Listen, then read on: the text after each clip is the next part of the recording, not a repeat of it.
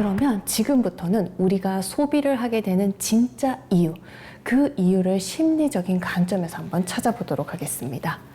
사실 오늘 제가 입고 있는 이 옷도요, 제가 몇 년 전에 충동적으로 지른 옷인데요. 사고 나서 한 번밖에 못 입었어요.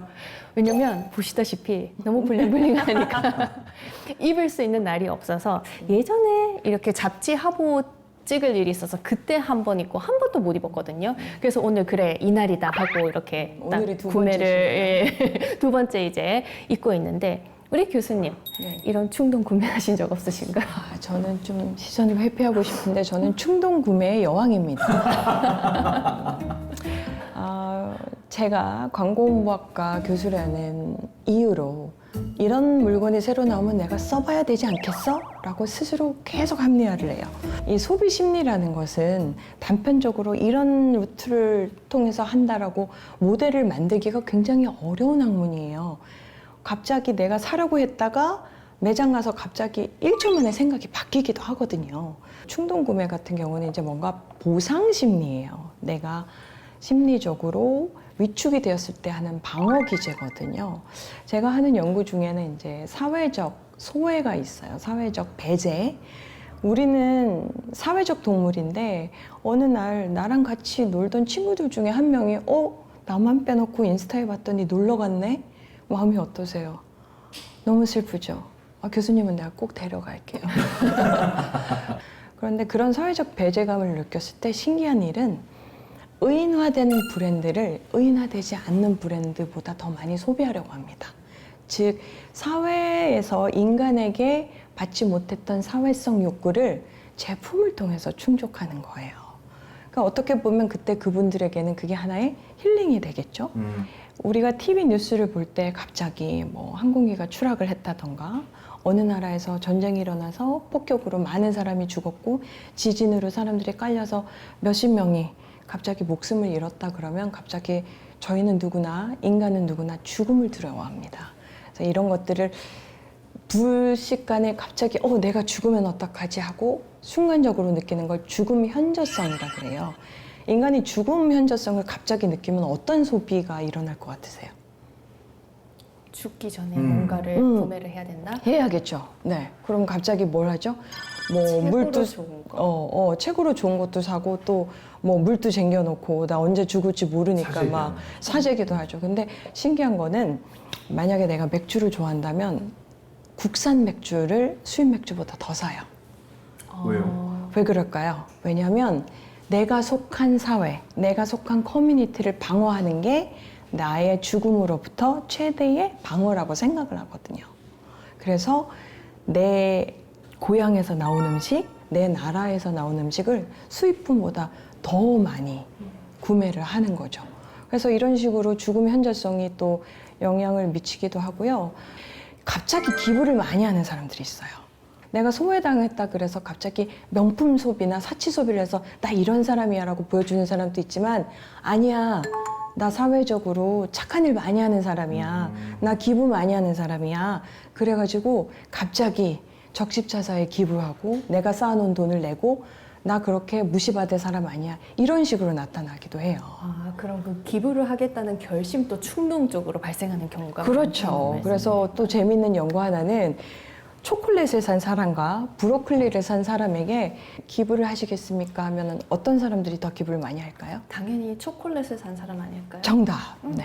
왜냐하면 몸에 좋지 않은 제품을 샀기 때문에 그 죄책감을 착한 선행으로 씻고 싶어 하는 거예요. 왜 범죄 프로파일러들이 이 사람이 정말 살인을 했느냐 확실하게 할 수 있는 방법은 사건 현장을 지나와서 손을 씻었느냐 샤워를 했느냐를 본다는 거잖아요. 내 몸에 안 좋은 악행이 묻어서 씻는 것처럼 내가 만약에 몸에 안 좋은 거 별로 환경이 안 좋은 걸 사면 내가 선행으로 그거를 조금 완화하고 보상하라는 경향이 있습니다. 그러면 답은 이미 정해져 있는 질문인 것 같은데 그래도 혹시나 하는 마음에 한번 여쭤보도록 하겠습니다. 스님도 혹시 충동 구매를 하신 적이 있으신가요?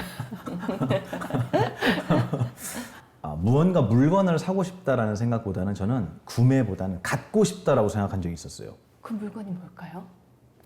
큰 스님 책. 나 그 마음 알 것 같아. 아, 그래요? 네. 큰 스님의 그 손때와 손길이 묻은 맞아요. 그 흔적을 갖고 싶으신 거잖아요. 맞아요. 내용도 너무 소중하지만 제가 가장 존경하고 사랑하는 분이 남긴 흔적이잖아요. 그리고 저는 그 흔적 때문에 지금의 저가 있잖아요. 그러니까 그거는 곧 저희 스승님의 분신 같은 거예요. 저는 그 마음이 부처님께서 열반하시고 나서 그 후에 부처님의 사리탑이 만들어지고 그 사리탑을 모시던 문화가 불상까지 이어졌다라고 학계에서 얘기하잖아요. 저 그 마음 충분히 이해해요. 정말로 그분을 사랑하면 그분이 남기신 메모 한 장만 보더라도 절을 하고 싶은 거예요. 그런 적은 있었어요. 그래서 갖고 싶다라는 충동이 있었던 적은 있는데 글쎄요, 저는 그렇게 긍정적인 소비자는 아닌 것 같아요. 그래서 어떤 광고나 이런 걸 보면서 나 저거 갖고 싶어라고 생각한 게 글쎄요, 믿으실지 모르겠지만 저는 한 번도 없었어요. 그러니까 우리 일상생활을 살아가는 사람들은 늘 충동 구매에 대한 욕구로 가득 차 있잖아요. 근데 가끔은 이 욕구를 좀 제어할 수 있는 마음속 주문 같은 게 있었으면 좋겠거든요. 주문. 네. 근데 저는 반대로 여쭙고 싶은 게 네. 주문을 외우면 그 욕구가 사라질 거라고 생각하세요? 솔직히 가슴에 손을 얹고 생각해 보세요. 제가 어떤 주문을 알려줘도 네, 지금 아니면 못 산다. 내일 오른다 그러셨잖아요. 내일 오르는 저 명품을 내가 억누를 수 있는 주문이 있을 거라고 생각하세요? 우리의 생각의 힘은 그 어떤 것보다 강력합니다. 그리고 우리의 정신은 그 생각이 나쁜 생각이라고 하더라도 심지어 윤리적으로 나쁘다고 하더라도 그 생각을 일으킬 수 있도록 우리의 정신은 도와줘요. 나한테 옛날에 나쁜 짓 했으니까 보복해야지. 이 생각은 나쁜 생각이지만 그 생각 하려고 하면 만들어지잖아요. 우리의 정신은 모든 생각들이 다 일어날 수 있도록 도와줘요. 이거는 어떻게 보면은 모든 생각이 허락되었다라는 말로도 정리되지만 한편으로는 스스로 지옥에 가는 길도 허락되었다라고 저는 생각이 돼요. 그 얘기는 무슨 말이냐면 나의 생각을 스스로가 통제한다는 것은 거의 불가능에 가깝거든요. 그래서 이 덕 높으신 스님들께서도 수십 년을 참선을 하고 경을 공부하시면서 당신의 마음을 들여다보는 이유는 그게 그렇게 쉽지 않기 때문이다라고 생각해요. 그분의 근기 이런 문제가 아니라. 그래서 하다못해 스님들의 그 깊은 어떤 큰 화두가 아니더라도 나 이거 갖고 싶어라는 그 생각도 내 스스로가 그걸 통제하기라는 굉장히 어렵거든요. 그래서 우리 그 시무도라는 것 아시죠? 그 절에 가면은 벽화에 10장의 소그림이 있어요. 그래서 십우도라고도 하고요. 10장이다. 심우도는 찾을 심자를 써요. 그래서 그 벽화 내용이 뭐냐면 어떤 사람이 소를 잃어버렸다가 소를 찾아서 집으로 돌아온 뒤에는 나도 소도 없어지는. 왜냐면 소를 찾았으니까 소에 대한 생각할 필요가 없잖아요. 그죠? 그리고 소를 찾는 나도 당연히 없어지죠. 소를 찾았으니까. 그리고 나서는 시장 속으로 들어가요. 입전수수라고 합니다. 입전, 시장 속으로 들어가서 수수, 손을 내민다라는 얘기예요. 세상 속으로 들어가서 포교를 하는 모습이거든요. 첫 번째 장면이 소를 찾는 장면이에요. 근데 찾으려면 그 전에 뭘 알아야 되냐면 나 소 잃어버렸구나를 알아야 돼요. 저는 그게 어떤 주문을 외워야 충동이 억제되느냐는 질문보다 이 충동이 어떤 원리로 나에게 일어나는지를 먼저 배워야 되지 않을까라는 말씀을 드리고 싶어요. 그리고 단순하게 어떤 주문을 외우면 그 마음이 사라진다? 저는 그런 건 없다고 생각해요. 도움은 될 수 있어요. 그래서 저는 그 주문을 물어보시니까 대답은 해드리고 싶어요. 뭐냐면 제 스스로가 그런 적이 있었어요. 제가 출가하기 직전인데 제가 정말 예뻐 보이는 옷이 하나 있었는데 그걸 사고 싶었는데 문득 그 생각이 드는 거예요. 너 그거 몇 년 입을 건데? 이걸 물어봤어요, 저한테. 왜냐하면 저 다음 달에 머리 깎거든요. 그럼 한 달 입는 거잖아요. 그걸 위해서 살까요? 물론 살 수도 있을 거라고 생각해요. 근데 저는 그 생각이 나 한 달 있으면 저게 필요 없지. 너무 슬프다가 아니라 처음으로 나의 욕구가 별거 아닌 것처럼 느껴지는 순간이었어요. 아까 사셔서 한 번 입으셨다면서요. 두 번째. 이제 두 번 입으신 거잖아요. 네. 너 이거 몇 번 입을 거야? 아니면 너 이거 사자마자 신제품 나올 텐데? 그러면 너 이거 중고될 텐데? 우리는 충동에 눈이 가려서 보지 못하는 게 되게 많은 것 같아요. 그게 아니라 객관적으로 사실을 보면 나는 수많은 소비와 신제품 이 출시의 흐름 속에 어느 한 점을 그냥 선택할 뿐이에요. 그러면 선택하자마자 이것은 과거가 되잖아요. 내가 원한 그것이 아니라는 거예요. 그래서 좀 더 정리해 보면 내가 원하는 그것을 얻을 수 있는 날은 없다고 생각해요. 너가 이거 갖고 싶어? 그래, 샀다고 치자. 그러면 그 사는 순간 너가 원하는 그것이 아니야 라는 걸 저는 알게 됐어요. 그 충동 구매의 욕을 억제하려기보다는 그 원인부터 찾아야 된다고 그렇죠. 말씀하셨잖아요. 사실 저도 이 프로그램에 출연하면서 오늘 회차를 준비하면서 어느 옷을 입고 가야지 하면서 제 옷장을 열어봤어요. 근데 충동 구매한 옷들이 몇 개가 있어요. 많지가 않은데. 근데 사놓고 입지 못하는 옷들이었는데 걔네들의 공통점이 있어요. 한 3개 정도 되는데 다 이렇게 블링블링한 거예요. 그래서 제가 고민해봤어요. 왜 나는 이런 것을 샀을까? 남동생이 한 명이 있는데 이제 4살 차이니까 이제 엄마가 저한테 옷을 사주실 때 항상 동생한테 물려 입힐 수 있는 옷을 사주셨어요. 자켓을 사더라도 저는 분홍색을 사고 싶은데 분홍색을 사면 동생이 못 물려 입으니까 항상 녹색을 사주시고 나는 치마를 입고 싶은데 치마를 사면 동생이 못 물려 입으니까 항상 바지를 사주셨거든요. 네. 그래서 내가 이렇게 블링블링한 예쁘다 하는 이런 충동 구매의 원인은 어릴 적에 욕구, 그 어떤 채워지지 않은 그런 네. 욕구의 발현이 아닐까라는 생각을 해봤거든요. 맞습니다. 네. 근데 그게 맞는 것 같네요. 네, 그렇죠? 네, 맞고요. 네, 제가 보만 스님의 그 심리학 강의를 들으면서도 굉장히 이렇게 한번 치면서 이런 얘기를 하시다니 했던 게 2강에서 이강이래요. 2강의 네. 첫 번째 에피소드에서 네. 학생들에게 선생님이 이번 중간고사에서 시험 문제 답은 마젤란이야. 왜냐하면 질문이 전 세계를 여행해서 지구가 둥글다는 것을 알린 최초의 사람이 누구지? 마젤란. 그런데 얘들아, 콜럼버스가 절대 아니야.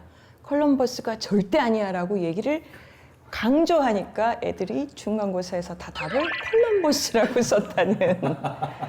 그런데 이 비슷한 실험을 흰곰 이론이라고 해서 들어보셨을 것 같아요. 그래서 두 그룹을 나눠서 한 그룹에게는 자, 지금부터 머릿속으로 하얀 곰만 생각하세요. 다른 팀은 자, 지금부터 절대로 하얀 곰을 생각하지 마세요.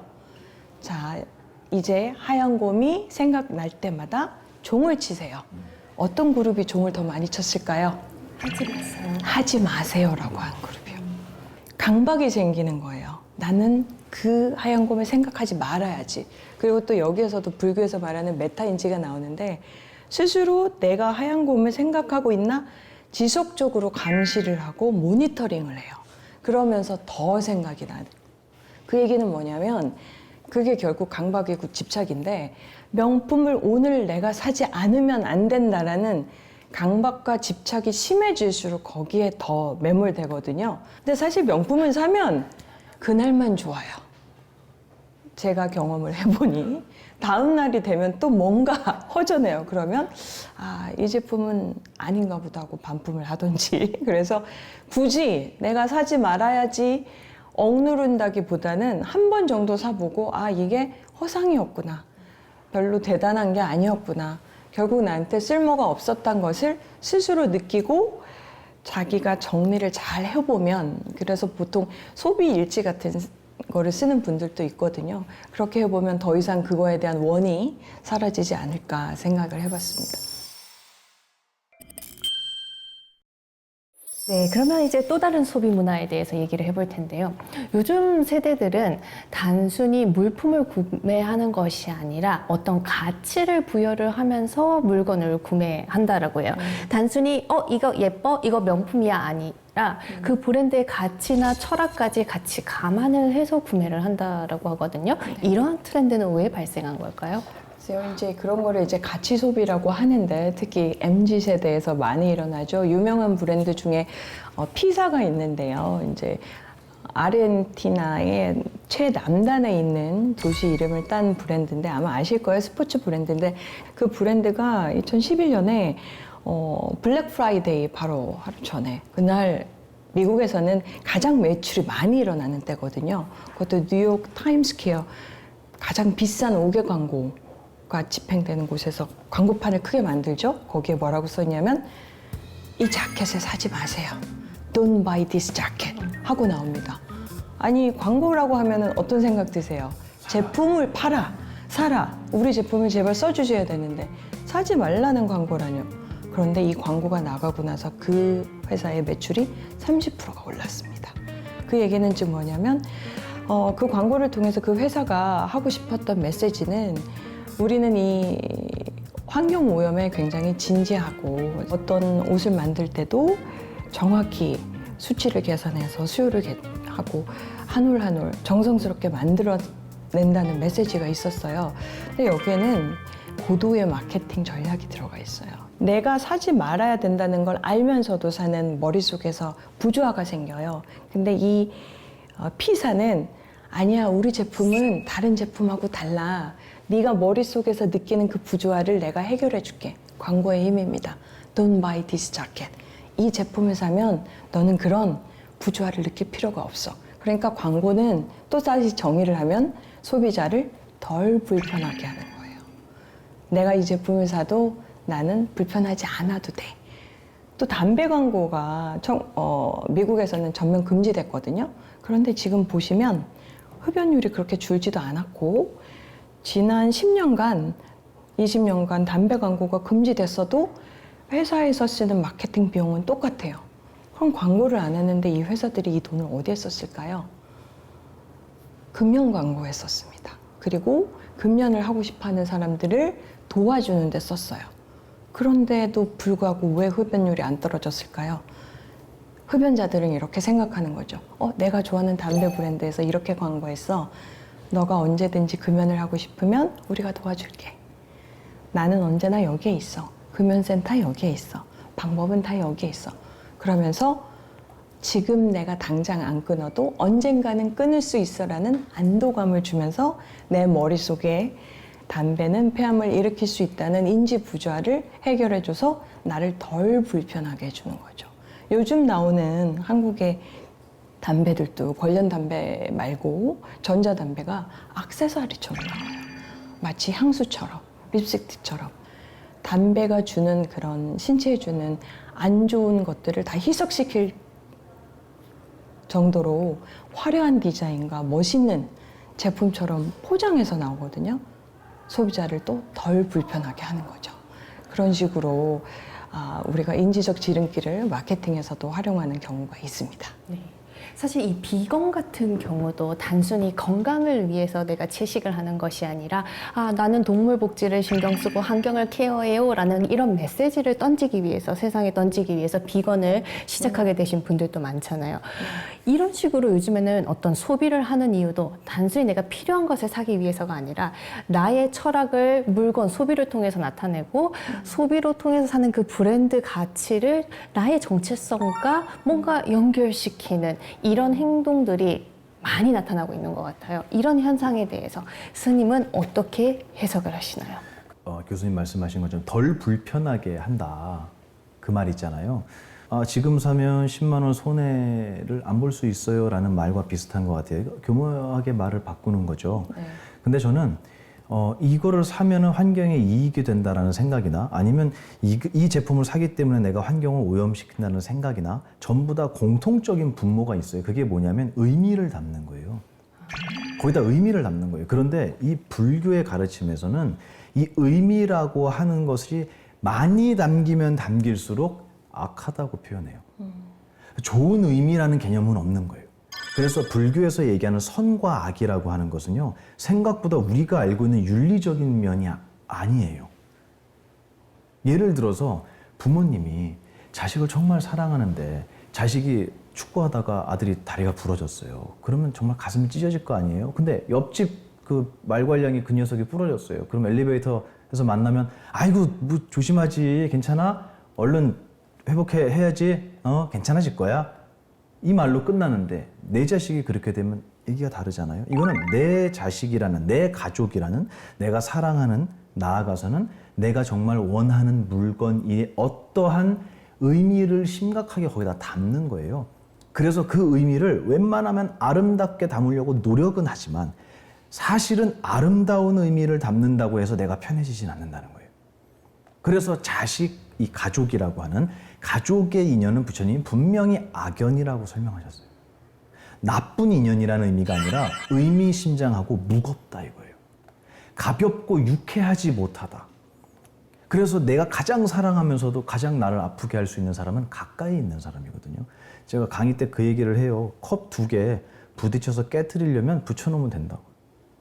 근데 떨어뜨려 놓으면 부딪힐 일이 없어요. 가까이 있다라는 것은 상당히 의미심장한 관계라는 거예요.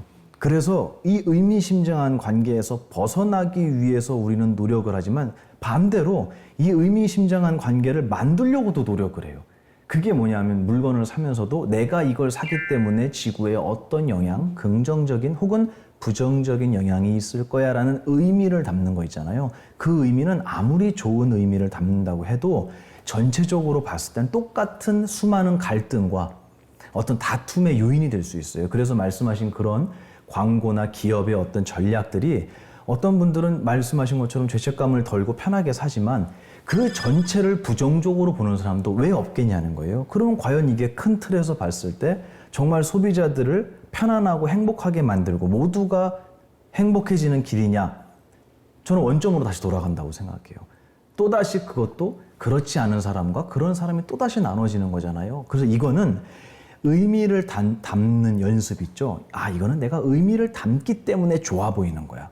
이거는 내가 나쁜 의미를 담았기 때문에 안 좋아 보이는 거야. 다시 얘기해서 지금 나의 눈에 이것이 왜 좋아 보이는지, 왜 내가 이거를 구입하고 싶은지 이런 것들을 정말 객관적으로 한 번쯤은 대면할 필요가 있다고 생각해요.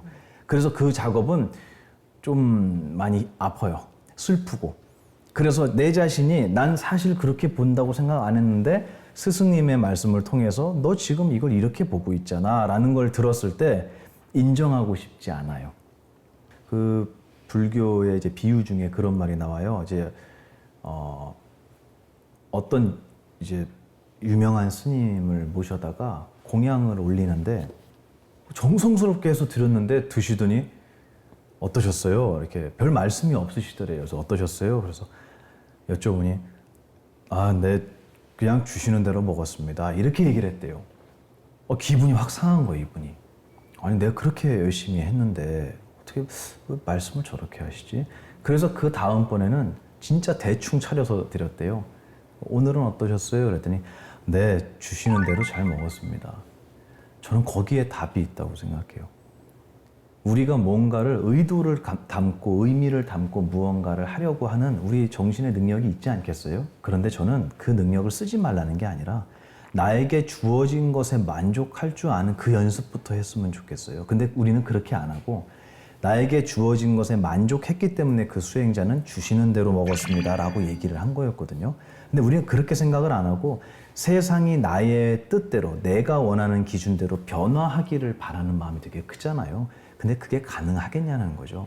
그래서 내가 알고 있는 저 기업도 내가 지금 느끼고 있는 내가 원하는 것처럼 이런 윤리적인 기업이기를 바래 라는 것은 내 욕구잖아요. 그런 욕구를 우리가 주장하면 할수록 제가 볼 땐 실망한 일이 많아지고 때로는 그것을 오히려 역이용당하는 일도 저는 생길 거라고 저는 그렇게 배웠어요. 그래서 저희 수행자들은 반찬 투정이라는 게 없잖아요, 스님들은. 그리고 남기지도 않잖아요. 바루공양의 정말 아름다운 가치거든요. 거기다가 혹시 해보셨어요, 바루공양? 네. 처음에 바루공양을 할 때 이제 밥과 찬을 앞에서부터 쭉 해서 뒤로 가잖아요. 뒤에 반찬이 모자라는 일이 거의 없어요. 사실 스님들끼리 하시면. 왜냐하면 거의 담지를 않으세요. 왜냐하면 내가 남기면 돌아올 거거든요, 저게. 스님들은 그걸 아시는 거예요. 내가 욕심내지 않으면 내가 욕심낸 것 이상으로 돌아온다라는 걸 아세요. 그리고 실제로 돌아와요.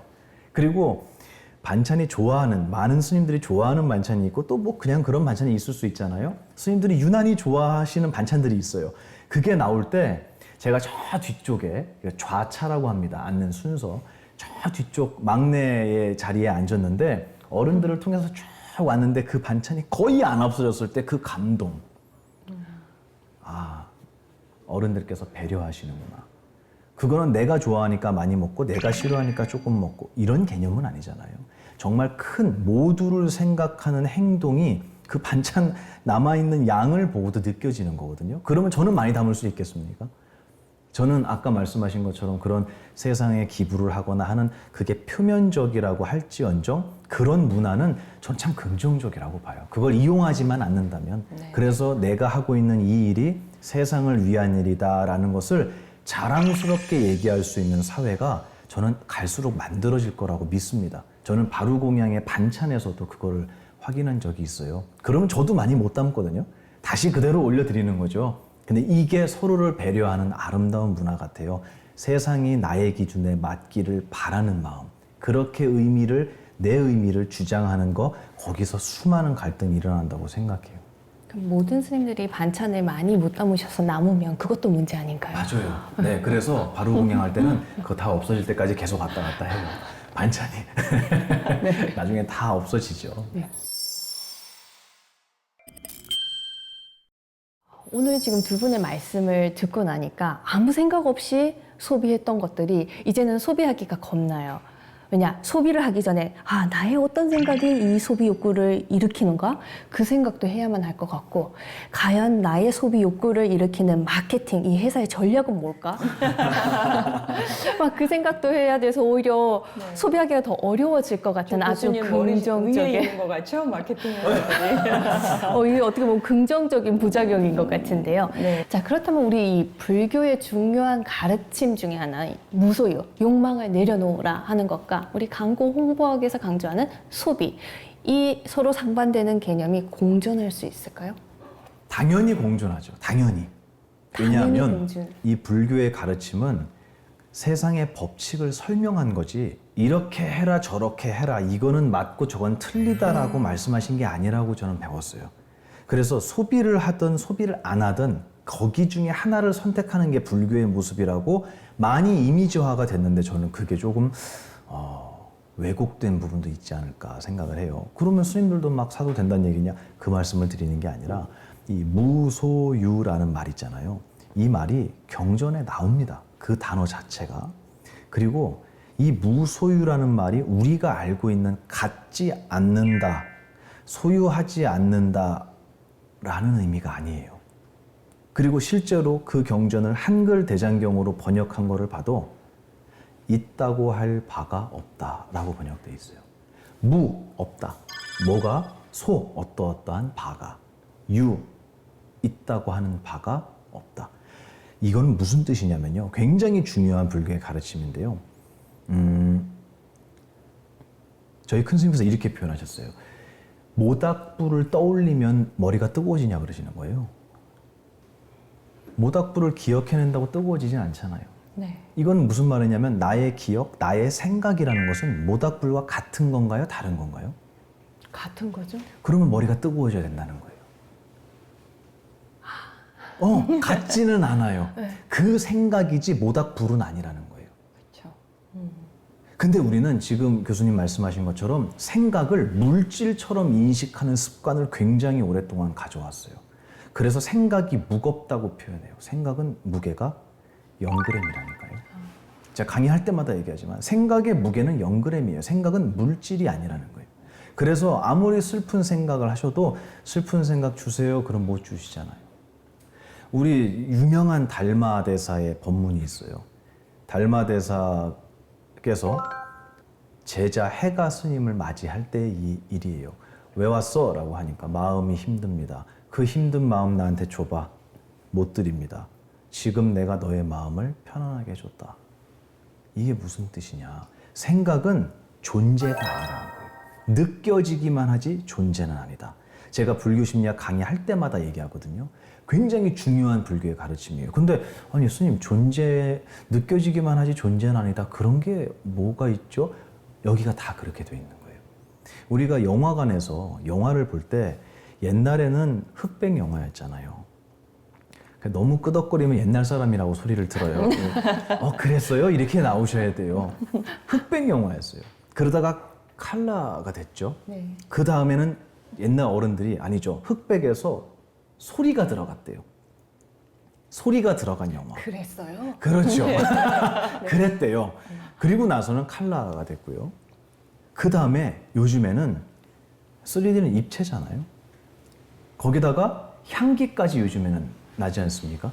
이거는 이 영화를 만드는 회사에서 불교를 모르고 만들었다고 해도 조금 더 실감나게라는 카피 아래서 연구를 계속 하다 보면 어디로 가냐면 불교로 갈 수밖에 없어요.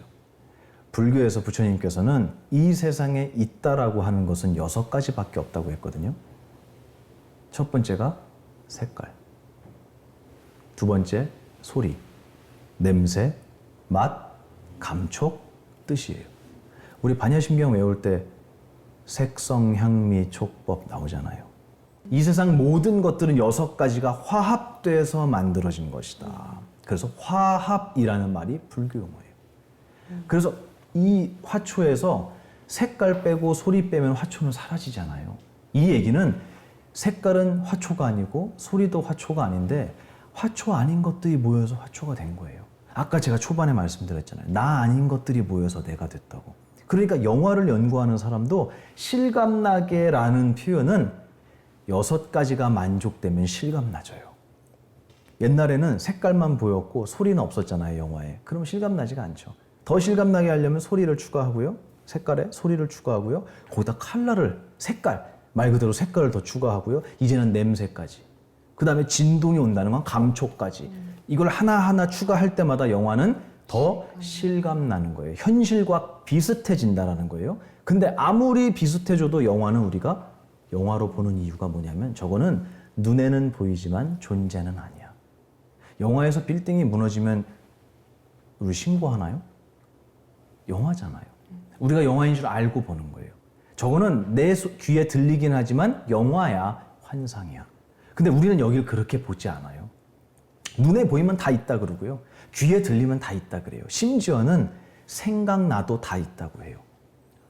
그래서 슬픔이 느껴지면 이거는 색깔, 소리, 냄새, 맛, 감촉 어디에 해당하죠? 그것 중에 하나도 해당이 되는 게 없는데도 불구하고 우리는 그것도 있다라고 믿어요. 그러니까 어떤 작용을 하냐면 없애려는 작용을 해요. 우리가 마음속에서. 없애려는 의도를 우리가 또다시 만들어내는 거예요. 왜냐하면 있다라고 생각했으니까. 근데 이 오해를 잡아주는 게 부처님의 가르침이에요. 분명히 있는 것 같지만 존재하는 것은 아니다. 그 증거를 여러 가지로 대세요. 제가 지금 그랬죠? 느껴지긴 하지만 있는 것은 아니다. 이 얘기가 있다고 할 바가 없다. 그게 무소유의 진정한 온 세상은 무소유예요. 있다고 할 바가 없어요. 느껴지긴 하지만 존재는 아니다. 이 말씀을 하시는 거예요. 그러면 올바로 돼 있는 상식을 갖고 있는 제자라면 스승님께서 야, 너 이 볼펜 이거는 느껴지기는 해. 만져지기도 하고 소리도 나고 냄새도 나고 다 있어. 근데 느껴지기는 하지만 이거 있는 거는 아니야 라는 설명을 들으면 이거 가지려는 마음 낼까요? 그래서 무소유는 사실은 저는 가질 수 있는 것이 없다라고 번역해야 하지 않을까라고 생각해요. 가질 수 있는 것이 없으면 그냥 다 가져도 되지 않나요? 가진다고 하는 것이 불가능하다. 그래서 큰 선생님 뭐라 그러시냐면 부처님 오신 날이었는데 앞에 꽃바구니가 있었어요. 저희한테 그런 법문 하시더라고요. 자, 여기서 이 꽃 말고 색깔만 가져가세요. 어떻게 가져가야죠? 우리는 색깔이 아름다워서 꽃을 꺾었잖아요. 꺾는 순간 색깔은 변해가기 시작합니다. 이게 부처님 말씀하신 무상법. 항상한 법은 없다. 저는 무소유를 해석을 할 때 그거에 대한 오해가 무소유, 갖지 말라. 그게 가장 단편적인 오해. 네. 두 번째는 가지되 집착하지 말라. 그건 조금 더 진화된 단계라고 생각을 했는데 여기서 지금 몇 단계나 더 가시니까 그렇죠. 이해하기가 쉬운 너무 거예요. 어려워요. 네. 네. 가질 수 있는 것이 없다. 그거를 그런 말로 어떻게 표현하셨냐면은 무소득이라는 말도 나왔어요. 얻을 수 있는 바가 없다. 이 무소유라는 말 있잖아요. 이것은 갖지 않는다는 말이 아니고 이 세상은 가질 수 있는 것이 없다. 그래서 저희 큰 스님 뭐라 그러셨냐면 색깔은 볼 수밖에 없어.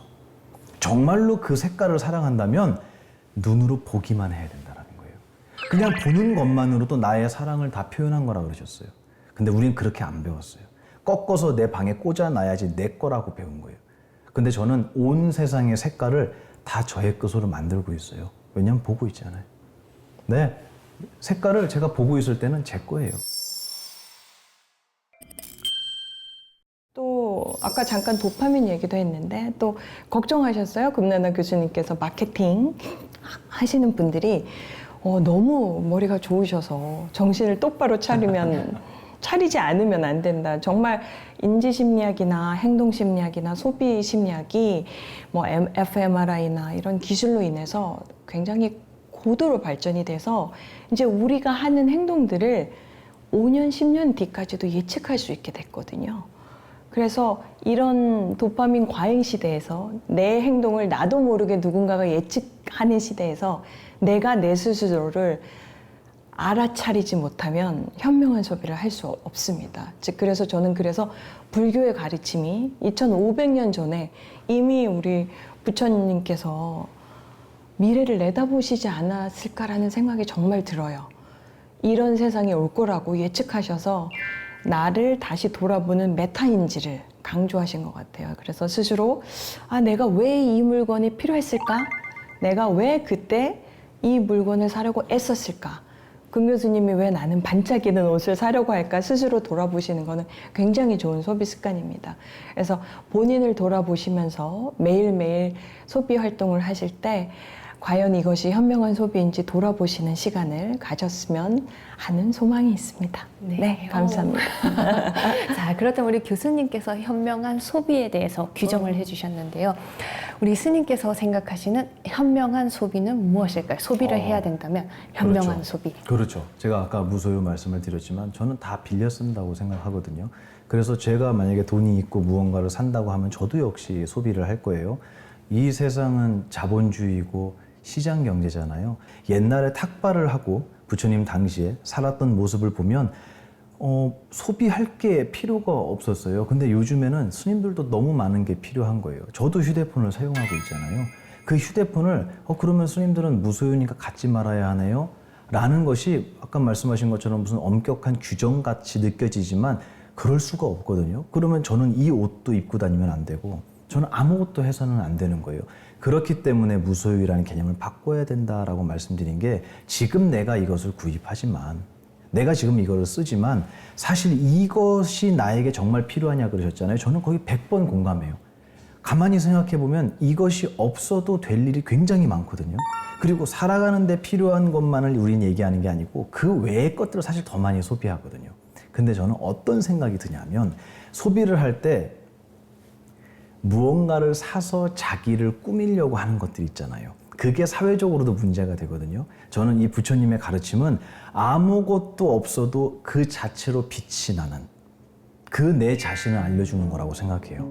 그래서 나라는 것을 어떤 것으로 규정하냐에 따라서 필요한 것들이 많아지는 거예요. 나라는 것이 초라하다고 생각해서 나를 정말 화려하고 멋지게 만들려고 하는 그 마음 자체는 참 아름다울 수 있어요. 하지만 그것의 방법으로 물건을 산다거나 소비를 통해서 나 이런 사람이야 라고 만드는 거 있잖아요. 그거는 사실 저는 약간 슬퍼요. 그 모습을 보면. 그래서 저분에게 본인이 과시하고 싶은 아니면 자기로 삼고 있는 것들을 다 빼앗는다면 저 사람에겐 무엇이 남을까?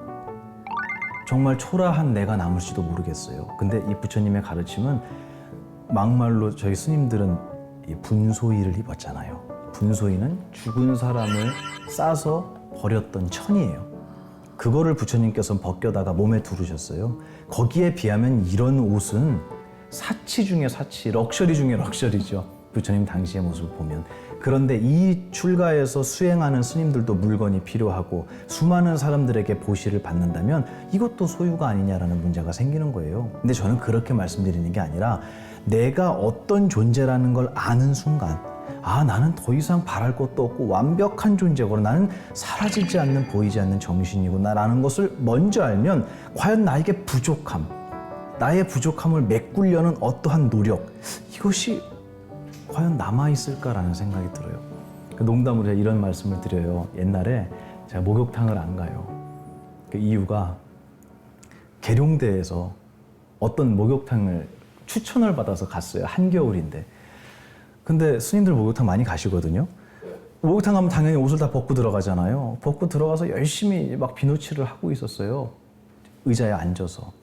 근데 머리가 하얀 백발인 어떤 거사님이 오시더니 옷을 다 벗고 있는 상태에서 저한테 90도로 합장 인사를 하시는 거예요. 근데 얼마나 천천히 하시는지 되게 오래 걸렸어요. 이렇게 내려오는데. 정성스럽게 인사를 하시는 거예요. 저 앉아갖고 옷 다 벗고 막 비누칠하고 있는데 그분도 다 벗은 상태예요. 아유, 네, 안녕하세요. 그리고 일어나서 같이 인사를 했어요. 그리고 나서는 제가 다시는 목욕탕을 안 가거든요. 왜 이 말씀을 드렸냐면 저는 옷을 다 벗고 아무것도 입고 있지 않아도 스님이잖아요. 저희 큰 스님 그러셨어요. 꿈에서도 스님 아니냐고 우리는.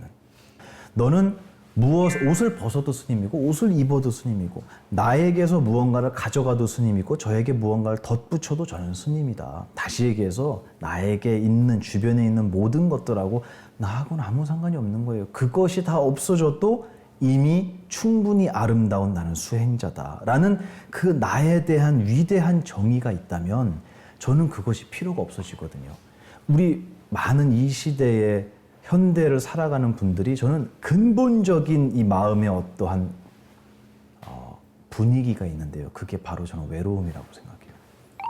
그 외로움은 군중 속에서도 느껴지더라고요. 많은 사람이 있는데 외로워졌을 때 그때 자기는 좌절하게 돼요. 이 외로움은 사람이 옆에 있다고 해결되는 게 아니구나. 근본적인 외로움이 우리에게 있구나라는 걸 느낄 때 굉장히 슬퍼지거든요. 그때 물건도 사고 무슨 취미 활동도 하고 많은 걸 할 거예요. 근데 그 외로움, 그것이 저는 부처님 가르침으로 인해서 사라졌을 때 이런 많은 소비 문화, 불필요한 소비 문화도 함께 조절이 되지 않을까 이런 생각을 갖고 있습니다. 근본적으로 나라는 것이 얼마나 위대하고 충분한 존재인지, 얼마나 이미 아름답고 충만한 존재인지를 먼저 스승님께 배우는 교육. 그게 제가 천년이 지나도 변치 말아야 할 교육 아니겠느냐라는 말씀, 그 말씀의 주제라고 생각해요. 오늘 스님 말씀 들으면서 우리 큰 스님께서 하시면서 큰 스님의 가르침을 인용을 많이 하시는 모습이 참 너무나 보기 좋았던 것 같아요. 네. 그러면 제가 생각하는 현명한 소비, 제가 감당할 수 있는 능력 안에서 내가 왜 이거를 갖고 싶어 하는지 알고 구매한다면 그게 뭐가 됐든지 간에 현명한 소비가 되지 않을까라고 생각해 봤는데 어떻게 생각하시나요? 동의합니다. 네, 정말 멋진 말이에요. 내가 왜 이걸 갖고 싶어 하는지를 아는 거. 나에 대한 사실은 그렇죠. 이해가 선행돼야지 그 뒤에 사든 버리든 여러 가지 행동이 나오는 거예요. 지금 교수님 말씀 저는 전적으로 공감합니다. 네. 저는 너무나 제가 편협한 사고의 방식의 틀로 소비를 접근하지 않았나라는 오늘 큰 깨달음을 주셔서 진심으로 감사드리고요. 맞습니다. 네. 앞으로도 또 불교 철학으로 바라본 소비에 대해서 저도 고뇌해보는, 연구해보는 시간을 갖도록 하겠습니다. 고맙습니다. 저는 오늘 교수님 말씀 들으면서 제가 제일 못하는 게 사실 불교에서 제일 못하는 게 있어요. 그게 뭐냐면 정의 내리는 거예요. 부처님은 그거를 의도적으로 피하셨어요. 네. 이것이 나다, 이것이 번뇌다, 이것이 행복이다라고 어떤 것을 정의하는 것을 부처님은 의도적으로 피한 이유가 뭐냐면 그건 상대적인 거기 때문이에요. 그래서 그것의 실체가 없다라는 설명은 하시지만 이것이 그것이다라는 말씀은 굉장히 조심해서 피하셨거든요. 근데 그 문화가 이 불교라는 가르침에 그것을 아까 광고 용어로 심리학 용어로 이렇게 표현해요라는 것을 불교에서는 상당히 조심스러워했던 거예요. 그래서 심리학에서 저는 우울증이에요라고 얘기하는 거 저는 그거를 부정해요. 그렇지 않아요라고 얘기해요. 그러니까 벗어나야 돼요라는 얘기가 아니라 아니요, 당신 그렇지 않습니다라고 얘기해요. 근데 설명을 하기 위해서는 그 정의가 필요하잖아요. 저는 교수님 말씀 들으면서 그런 정의도 있구나. 이거를 부처님이 말씀하신 이런 불교적인 해석을 이렇게 이런 용어로 정의하는구나. 이거 좀 많이 배워서 좀 기뻤어요. 저 공부 많이 해보고 싶습니다. 네, 앞으로도 또 좋은 기회를 통해서 네. 지적인 교류를 했으면 저 좋겠습니다. 청강 신청하면 쫓아내지 네, 마세요. 그럼요. 저도 청강 신청하겠습니다. 근데 감사합니다. 우리 보만 스님 참 에너지를 이렇게 뭐라고 해야 되지? 흡입력이 너무 좋으세요. 이게 네. 우리가 강의 들을 때 인간과 실강의 차이를 학생들이 많이 토로를 하잖아요. 네. 제가 봤을 때 이 인간과 실강의 갭 차이가 가장 크신 분이 네. 우리 보만 스님이신 것 같아요. 네. 이렇게 실제로 뵙고 이렇게 강의를 들으니까 그냥 유튜브로 볼 때랑 물론 그때도 너무 좋았는데 감회가 정말 그 깊이가 다른 것 같아요. 아, 생물로 보니까 다 네, 그래서 힘드시더라도 진짜 전국 방방곳곳을 많이 다니시면서 네, 늘 좋은 건강하시고. 공부 해주시면 네. 너무나 감사할 것 같습니다. 아이고 정말 감사합니다. 저는 큰 스님께 또 저희 어른 스님들께 많은 것들을 감사하게 배웠어요. 근데 옛날에 그런 말씀 한번 하시더라고요. 야 보만아, 보석이 귀하냐 보석인 줄 아는 눈이 귀하냐 이걸 물어보세요. 근데 보석인 줄 아는 눈이 있으면 눈만 돌리면 다 보석을 찾아낸다는 거예요. 온 세상은 보석으로 가득 차 있기 때문에. 네. 저는 그 눈을 알려주는 것이 바로 우리 교수님과 우리 교수님 같은 지성인들이라고 생각해요. 물론 우리 스님들 포함되어 있지만 그래서 많은 사람들에게 진실을 알려주는 일 있잖아요. 이거는 돈을 버는 일보다 비할 수 없이 가치 있는 일이라고 생각해요. 제가 그 눈을 얻었으니까, 받았으니까 그거를 전할 수 있는 길이 있다면 저는 정말 주저앉고 허락하는 데까지 달려가겠습니다. 오늘 정말 교수님 네, 뜻깊은 시간 네, 진심으로 정말 행복하고 감사드립니다. 즐거웠어요. 네, 네, 네. 우리 교수님도 감사드립니다. 너무 감사합니다. 정말 감사합니다. 네, 고맙습니다.